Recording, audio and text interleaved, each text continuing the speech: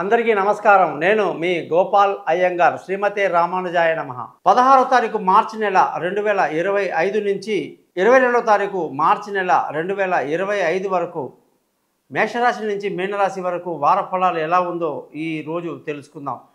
ముఖ్యమైన విషయం, చాలా ఇంపార్టెంట్ విషయం మీకు చెప్పాలి. రాహు కేతు ఎప్పుడైతే పైన రాహు ఉండి కింద కేతు ఉంటాడో దానిని రాహుగ్రస్త కాలసర్ప దోషం అంటారు. 30వ తారీఖు ఈ నెల మార్చి నాడు శని మీనరాశిలోకి వెళ్ళిపోతాడు. వెళ్ళినప్పుడు రాహు కేతు మధ్యలో అన్ని గ్రహాలు వచ్చినట్టుగా మనకు లెక్క. అందులో రాహు చాలా తొందరలోనే కుంభరాశిలోకి రాబోతున్నాడు మీనరాశి నుంచి. అదొక చాలా ఇంపార్టెంట్ పాయింట్. మే మంత్లో కేతు కూడా సింహరాశిలోకి వస్తున్నాడు. రాహు కేతు మధ్యలో అన్ని గ్రహాలు పుష్కలంగా నిండిపోయి ఉన్నాయి. ఇది రాహుగ్రస్త కాలసర్ప దోషం అనేది మంచిది కాదు. ఇది చాలా బ్యాడ్ సిమ్టమ్ని చూపిస్తుంది. ఎన్నో జాతకాలు మేము చూసినప్పుడు రాహుకేతు గ్రహాల మధ్య మిగతా గ్రహాలు ఉన్నప్పుడు దానిని ప్రమాదకరమైనదిగా, యుద్ధాలు జరిగేటువంటిదిగా, అరిష్టం అనేదిగా, సంక్షోభం లాంటిది అన్ని రంగాలలో, ఒక రాజకీయమే కాదు, పిల్లల చదువులో, ఉద్యోగాల్లో ఈ యొక్క ట్రంప్ గవర్నమెంట్ ఇప్పుడు చేస్తున్నటువంటి పనికి మాలినటువంటి అనేక పనులు, నేను నిన్ను కొడతాను ఒక దెబ్బ అంటే ఎదుటివాడు నేను నిన్ను రెండు కొడతాను అంటున్నాడు. భారతదేశం మీద నేను ఇంత తారీఫ్ వేస్తానంటే భారతదేశం అమెరికా మీద వేయాల్సిన తారీఫ్ అది వేస్తుంది. చైనా అలాగే ఉంది. అన్ని దేశాలు కూడా అమెరికాని ఒంటరిగా చేసే పరిస్థితి, ఆర్థికంగా సంక్షోభం లేవనెత్తే పరిస్థితి, అన్ని ధరలు కూడా ప్రియమయ్యేటువంటి అవకాశాలు, ఉద్యోగంలో సంక్షోభాలు, ప్రజల్లో ఆందోళన తెచ్చేటువంటి ట్రంప్ గవర్నమెంట్ తీసుకునే అనేక నిర్ణయాల వల్ల మొత్తం ప్రపంచానికే ఎఫెక్ట్ అయ్యే అవకాశాలు కూడా రాజకీయంగా ఉన్నాయి.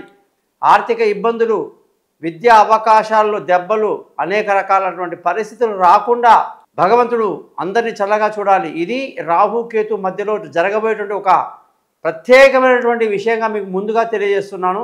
30వ తారీఖు ఎప్పుడైతే శని మీనరాశిలోకి వెళ్ళిపోతున్నాడో అప్పుడు రాహు మెల్లమెల్లగా పూర్తిగా కిందికి వచ్చేస్తున్నాడు కుంభరాశిలోకి. దానివల్ల పూర్తి ప్రతిష్టంభన ఏర్పడకుండా మరి మిగతా ఎన్ని గ్రహాలన్నా ఈ రాహుకేతుని దాటుకుని వచ్చేస్తున్నాయా అని చూస్తే కుజుడు మిథున రాశిలోనే అలాగే ఉండిపోయాడు.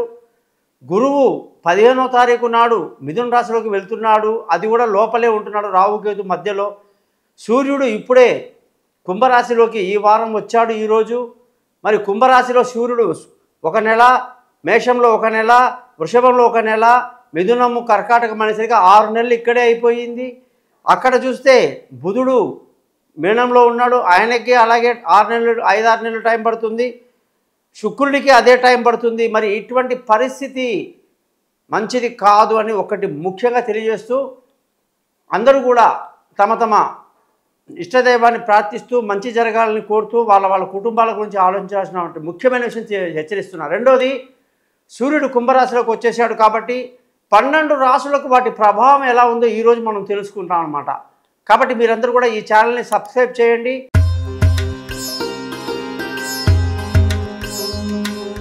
మిథున రాశి వాళ్ళందరికీ 16వ తారీఖు మార్చి నెల 2025 నుంచి 22వ తారీఖు మార్చి 2025 వరకు వారఫలం ఎలా ఉందో తెలుసుకుందాం. మిథున రాశికి సూర్యుడి యొక్క స్థితి కుంభరాశిలోకి రావటం వల్ల కొంతవరకు ఇబ్బంది కలిగే అవకాశాలు, బంధువులతో స్నేహితులతో విరోధాలు, లేనిపోని భయాలు, మనం ఎవరికైనా సహాయం చేద్దామన్నా కుదరని పరిస్థితి, చేసినా తిరిగి మనకు సహాయం అందని పరిస్థితి కూడా మిథున రాశి వాళ్ళకి కలిగి ఉంటాయన్నమాట. కానీ మానసికంగా మంచి దృఢంగా ఉంటారు, విందులు వినోదాల్లో పాల్గొంటారు. ఈ వారం అంతా మానసికంగా చాలా సంతోషంగా ఉల్లాసంగా గడుపుతారని చెప్పేసి పక్కా చెప్పొచ్చు. ధన ఆదాయం బాగుంది, కుటుంబ సంతోషం బాగుంది, పిల్లల చదువులో గుర్తింపు బాగా ఉంది, మంచి ఫలితాలు వస్తాయి. విలువైన వస్తువులు, భూములు, వాహనాలు, ఇల్లు, ఎటువంటి ఆభరణాలైనా సరే కొనడానికి ఎంతో అనుకూలంగా లాభదాయకంగా ఉందని చెప్పి, తల్లి యొక్క ఆశీస్సులు, ఆమె ఆరోగ్యం బాగుంటుందని చెప్పేసి మిథున రాశి వాళ్ళు గ్రహించాలి. పిల్లల యొక్క విదేశీ యానాలు, దూర ప్రయాణాలు అద్భుతంగా కలిసి వస్తాయి. అనుకున్న కాలేజీలో సీటు రావటాలు, ప్లానింగ్స్ అన్ని బాగుంటాయి. అలాగే తెలివైన నిర్ణయాలు తీసుకుంటారని చెప్పేసి కూడా ఈ వారం మనం చెప్పొచ్చు. ఈ వారం ఆరోగ్యపరమైన విషయాల్లో కొంత జాగ్రత్త తీసుకోవాల్సిన పరిస్థితి, మిథున రాశి వాళ్ళకు ఉంది. శత్రువుల మీద ఒక కన్నేసి ఉంచాలి. అప్పుల బాధల నుంచి బయటపడడానికి ప్రత్యామ్నాయంగా ఆలోచించాలి. చక్కటి అనుబంధం కలిగి ఉంటారు.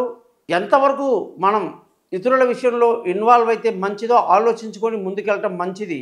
పార్ట్నర్షిప్లో వ్యాపారాలు దెబ్బతింటాయి. పెళ్ళి కాని వాళ్లకు కొంత సమయం పడుతుంది. ప్రేమికులకు అంత అనుకూలంగా లేదు. భార్యాభర్తలు ఎవరైతే దూరంగా ఉన్నారో మనస్పర్ధలతో వాళ్ళని కొంతకాలం అలాగే ఉండనివ్వడం మంచిది. కలపడానికి ప్రయత్నిస్తే వివాదాలు ముదిరే అవకాశాలు ఉన్నాయి. అదృష్టం బాగుంది. పెద్దల ఆశీస్సులు బాగున్నాయి. మంచి ధర్మ మార్గాల్లో పోతారు, నడుస్తారు. అలాగే పెద్దల నుంచి సహకారం వల్ల అదృష్టం కలిసి వస్తుంది. ఉద్యోగపరంగా కూడా ఎటువంటి మార్పులు ఇప్పుడు చేయకూడదు. ఉద్యోగం మార్చుకోవాలి, కొత్త ఉద్యోగంలో చేరాలనుకునే వాళ్ళకి కూడా ఇప్పుడు అంత అనుకూలంగా లేదు. మీరు ఇంటర్వ్యూలు వెళ్ళేటప్పుడు తప్పని పరిస్థితుల్లో మీకు నచ్చిన గురువు యొక్క మంత్రాలు చదువుకోవటం, గురువు యొక్క ఆశీస్సులు పొందడం చాలా మంచిది.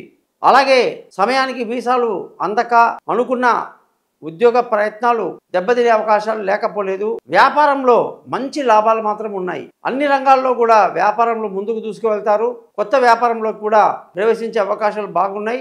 ఈ రాశి వాళ్ళందరికీ బుధుడు అధిపతి కాబట్టి బుధ మంత్రాన్ని రోజు 17 సార్లు చదువుకోవటం, వెంకటేశ్వర స్వామి యొక్క గుడికి వెళ్ళడం, బుధవారం నాడు విష్ణు సహస్రనామం రోజు వీలైతే చదవటం అనేక మంచి జరుగుతాయి. కాబట్టి జ్యోతిషపరంగా కూడా మీకు ఎటువంటి సందేహాలు ఉన్నా కూడా నన్ను కాంటాక్ట్ చేయండి. మీకు 15 నిమిషాలు మాట్లాడి రికార్డ్ చేసి 50 పేజీల PDF పంపిస్తాను.